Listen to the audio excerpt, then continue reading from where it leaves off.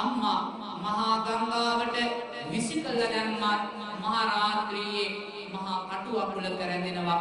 අම්මා ගංගාවෙන් ගොඩට ඇවිදින් දෙවැලමිට බිම තියාගෙන ධනුෂ බිම වවාගෙන මුළු ශරීරයේ පුරාවට ලේ වගුරවාගෙන වැරහැල්ලක් විතරක් ඇඳගෙන ආදරණීය තමන්ගේ පුතා සොයාගෙන මගේ රත්තරන් පුතේ මාව මේ කොහෙද දාලා ගියේ කියලා හඬමින් වැළපෙමින් විලාප දෙමින් ආදරණීය පුතාව සොයාගෙන රාත්‍රියේ පුරාවට ගම්මානෙ දිගේ දන ගානවා.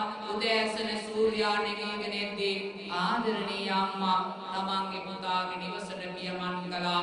එලිපත්ේ පුල උඩින් වාඩි වුණ ආදරණීය අම්මට ක්ලාන්තේ හැදිලා බිම ඇදගෙන වැටුණා. පුතේ උදේ පාන්දර වේලිය ඇවිල්ලා දොර අරිනවා. ඇරලා ඉස්සරහින් අම්මව දැකලා කතා කළා තමන්ගේ ස්වාමියාට. කතා කළා සූදානම් ආදරණීය අම්මා ගැන යමක් පවසන්නට. ඒ ගැන අහමු අපි කුමාර කිවිඳුගෙන්. අම්මාට මේ මොකක්ද කරන්න හදන්නේ? ආදරණීය බිරිඳ තමන්ගේ ස්වාමියාට කතා කළා මෙන්න මෙහෙම කියනවා.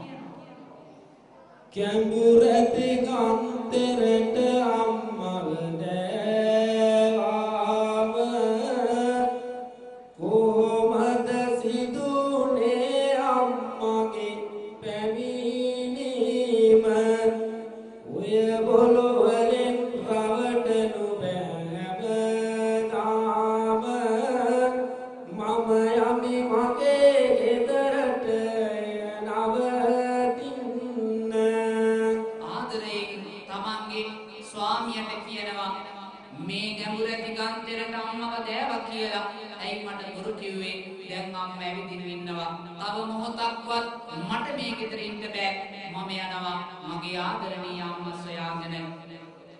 කාන්තාවන්ට මායම් කීයක් තියෙනවද පුතේ? මේගොල්ලෝ දන්න දේවල්. මේක 65 නීත. විවාහ වුණාට පස්සේ ආදරණීය බිරිඳ තමන්ගේ ස්වාමියාත් එක්ක ගැටලුවක් ඇති වුණාම තමන්ගේ ගෙදරට යනවා. ප්‍රශ්නය විසඳෙන කල් දැන් ගෙදරට යන්න හදන වෙලාවේ ස්වාමියා කියනවා අනේ මාව දාලා යන්න එපා. මට ඔයා තරම් ලස්සන කෙනෙක් මේ ලෝකේ කොහෙවත් නැහැ. කියන්න ඔබ කියන ඕන දෙයක් මම ඉටු කරලා දෙන්නම්.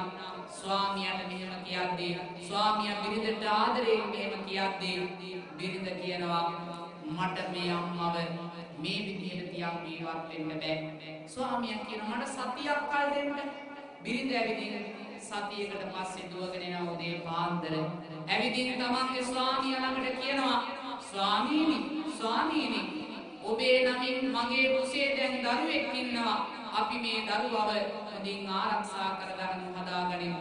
ස්වාමියා අහනවා සොඳුර ඔබට දොළ දුකක් තියෙනවා නම් ඔබට මේ දරුවා වෙනුවෙන් යමක් ඉල්ලන්නට නැත්නම් ඒ කියන්න වහාම මට. ආදරණීය බිරිඳ කියනවා ස්වාමීනි මගේ හිතේ මහා දොළ දුකක් තියෙනවා. පුළුවන් ද ඔබට ඉටු කරලා දෙන්න? සොඳුර කුමක්ද ඔබේ දොළ දුක? බිරිඳ කියනවා තමන්ගේ ස්වාමියාට මේක කර්මයකි සතුටක් නම් නැත. කවදාද මේ කිව මිය යන්නේ? කොපෙන් ඇවිලේ දෙනුවන් රතු වේ. එතනදි දත්නිති කන්නේ ගෙදරින් යන්නට සැරසුන වේලේ තම සැමියට විය පවසන්නේ උඹේ මව් මරාන හදවත කන්නට මහා දොළ දුකක් ඇතිවන්නේ. නුඹේ අම්මා මරලා මට ආදරතගෙන දෙන්නේ. එවිට ආදරණීය ස්වාමියා කියනවා බිරිඳට මෙන්න මේ විදිහට ගඟට ගොසින් තෙම්මෙමිමෝ මය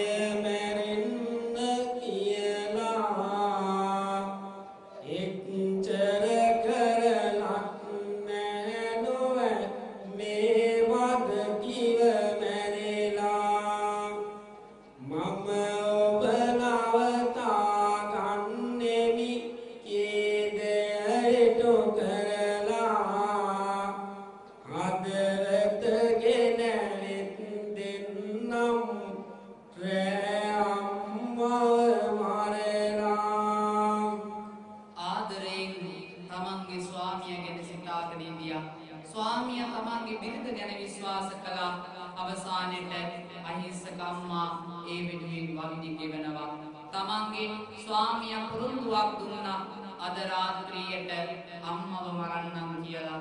පුතේ එදා අමාවක දවසක් අමාවක රාත්‍රියේ ආකාශයේ සඳ පායලා තිබුණේ නැහැ. සඳේ කිරණ නොමැති නිසා තරු කැට පවා දිලිසුනේ නැහැ. ඒ අන්ධ රාත්‍රිය පුරාවට කණාමැදිරි එළියන්ගෙන් ආලෝකමත් වුණ ඒ ගම්මානේ මැද මහා පුදුමාකාර සිදුවීමක් සිද්ධ වෙනවා. ආදරණීය අම්මා නිදන සයනේ ළඟට සෙමින් ප්‍රියමන් කරන ආදරණීය පුතා අම්මාව කරමතට ගත්තා. Tamanට මතක් වුණේ මහා වනලැහැබ මැද තියෙන අමුසෝනේ ගල්තලාවේ. පුතා එතන සිහි කර කර ආදරණීය අම්මාව ගල්තලාවට ගෙනියන්නටයි සූදානම පින්වතුනි.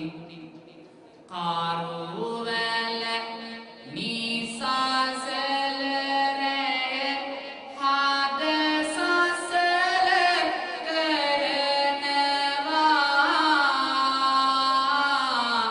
හම අම්මාව ගල්තලාව වෙත ගෙනියනවා මහා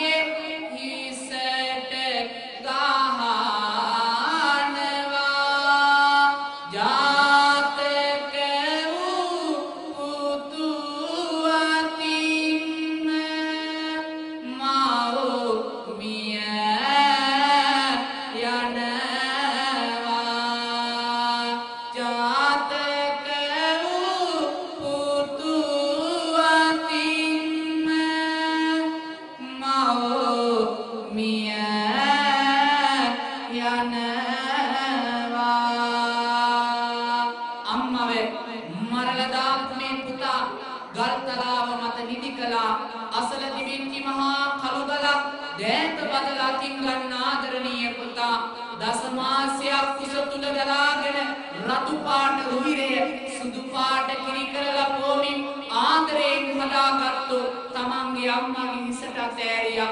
සුදු පාටට තිබුණු ගල් තලාව අම්මාගේ හිස් කබල පැරිලා සතර කඩකින් ගලන මහා ලේ ගංගනාවෙන් පින්වතුනි පුංචි ගල් තලාව රතු පාට ලේ විලක් වුණා. අම්මව මරලා බිමට දාපු පුතා එතනින් නැවතුනේ නෑ. දකුණු පාදයේ සෙව්වා අම්මගේ බෙල්ලට කියලා සිර කරගත්තා. වම් පාදයේ ඔසවලා ඝන හිසින් නවලා අම්මගේ කුසල කියලා සිර කරගන්න ආදරණීය පුතා අම්මගේ නළලේ ඉඳන් දෙපතුල දක්වා අම්මගේ කඳ දෙපැත්තට ඉර ඉරා වෙන් කරනවා. පුතේ හදවත ගන්න කියලා හිතාගෙන ගල් පාතුරින් මාවගේ පාපුව දෙපලු කරනවා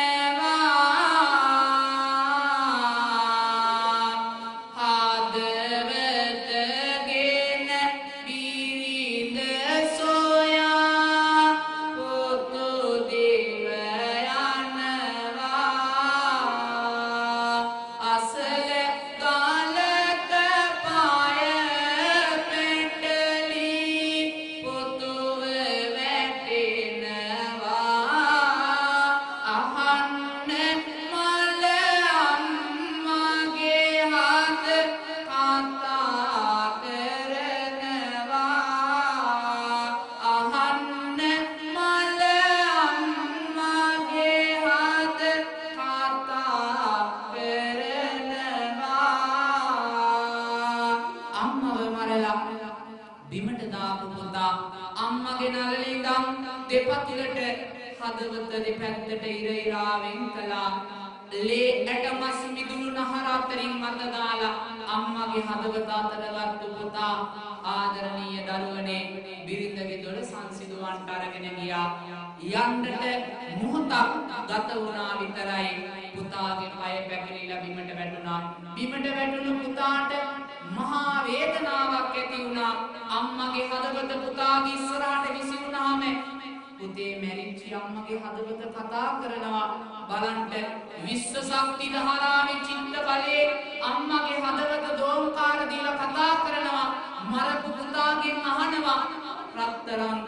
පුතේ උඹට රිදුනද කියලා මරුවත් අම්මගේ ආදරය දරු සෙනෙහසින් පිරීලායි තියෙන්නේ මගේ පුතේ. ඒ ආදරයේ සෙනෙහස දරා ගන්න බැරි පුතා බලාගෙන ඉන්නවා අම්මා දිහා. අම්මා කතා කරලා අහනවා පුතේ උඹට මතකද පුංචි කාලේ මම උඹව හදන්න වේදනාව විඳපු හැටි? ආදරණීය පුතා අහනවා අම්මේ මොකක්ද අම්මා මේ කියන්නේ? ඔබත් හිතලා බලන්න. ඔබේ විහි කරපු අම්මා අද ඔබව මෙතෙන්ට ගේන්න පුතේ කොච්චර දුකක් විඳින්නද? එදා ආදරණීය අම්මා කියනවා තමන්ගේ පුතාට මෙන්න මේ විදිහට දස මාසයක් උස තුල මා දරුවා අම්මා රතුලේ සුදු කිරි කරලා පෙව්වා මගේ අම්මා. ඒවා අද මතක් වෙනවා ආදර මගේ අම්මා. ඔබ මරුවට සමාවෙන්න ආදර මගේ අම්මා. මහමන්දිරවල කුස්සේ වැඩ කෙරුවා පුතේ. හම්බ කරපු හැම සතයම නුඹට දුන්නා පුතේ. නුඹ ලොකු මිනිහෙක් කරන්න සිහින මැව්වා පුතේ. උඹේ අතින් මාව මැරුවේ කොහොමද මගේ පුතේ? මෙන්න මේ විදිහට ආදරණීය අම්මා තමන්ගේ දරුවා මේ කළ වැරද්දෙන් මුදව ගන්න උත්සාහ කළා. අවසානයේ ඒ සාර්ථකත්වයට ලං කරගන්න බැරි වුණා. ආදරණීය අම්මා තමන්ගේ පුතාගේ කතා කරලා අහනවා පුතේ උඹ ඇයි පුතේ මාව මැරුවේ? දැන් ඔබට කරන්නට තියෙන එක පිළියමයි. ඒ තමයි නුඹේ බිරිඳගේ දොළ දුක පුත ඉටු කරගෙන ගල් තලාවේ පාය පැකිලෙයි එමිහිට යන්න තුවාලයක් වන්නුනාද පුත පවසන්න ආයෙමත් වැටෙන්න එපා පුත නැගිටින්න. අම්මා ආදරයෙන් පුතාව සැනසෙව්වා. පින්වතුනි ආදරණීය දරුවනේ පුතාට අර අම්මගේ කතා කිරිල්ල වාව ගන්න බැරි වුණා. අන්තිමට අම්මගේ මල සිරුර බදාගෙන හඬන පුතා පපුව පැලිලා මරණයටපත් වුණා. මේ කතාවේ අවසානයේ ඔබට කියලා දෙන එක පණිවිඩය උදේ පාන්දර ලේලි එනවා හදවත කණ්ඩ කියලා හිතාගෙන අම්මත් මැරිලා ස්වාමියාත් මැරිලා ආදරණීය බිරිඳ කුසදරු අම්මා ගෙදරට ගිහිල්ලා බෙල් වැලදා මරණයටපත් වුණා. පුතේ මරණ හතරක් අපට කියලා දෙන දෙයක් තියෙනවා. අම්මයි තාත්තයි තරම් වටින සම්පතක් අපට මේ ලෝකේ තවත් වෙන්න. ඔබටත් ඔබේ අම්මා ඉන්නවා. ඔබේ අම්මත් ඔබ මේ තත්ත්වෙට ගේන්න මහ දුකක් වින්දා. ඒ වේදනාව හදවතට අරගෙන දැන් නිහඬව හැමදිනාම අධික නල්ලට අරගන්න. දැස් දෙක පියාගෙන ඔබව හදපු ආදරණීය අම්මා තාත්තා සීකල්ලා මේ පිපෙද්දෙමු පුතේ අමා මහ නිවනින් සැනසේවා කියලා අත් දෙක නල්ලට අරගෙන දැස් පියාගෙන ඔබව බිහි කරපු ආදරණීය අම්මා තාත්තා සීකර කර පින් දෙන්න අම්මාම